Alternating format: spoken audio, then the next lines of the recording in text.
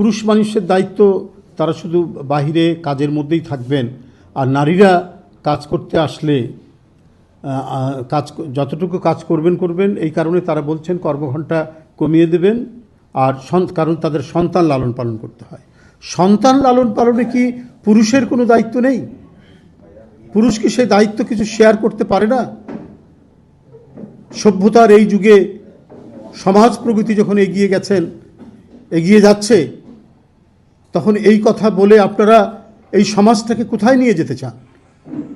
কোন পর্যায়ে নিয়ে যেতে চান? আবার এখন তাদের আমির বলছেন যে না, এই কথা আমি বলিনি।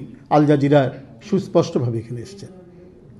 তাহলে নারীর যে অধিকার, আমাদের এখন যে সংবিধান, এর মধ্যেও আছে যে শেখ হাসিনা এটাকে এত কাটাছেঁড়া করেছে, তার নিজের মতো স্বৈরতন্ত্র ফ্যাসিবাদ কায়েমের পরেও যতটুকু অধিকারের যে কথাটি আছে, সেখানে মানুষের নাগরিক অধিকার নিয়ে সংবিধানে তাদের মৌলিক অধিকারের যে নিশ্চিত করা দরকার, সে কথাটি রয়েছে।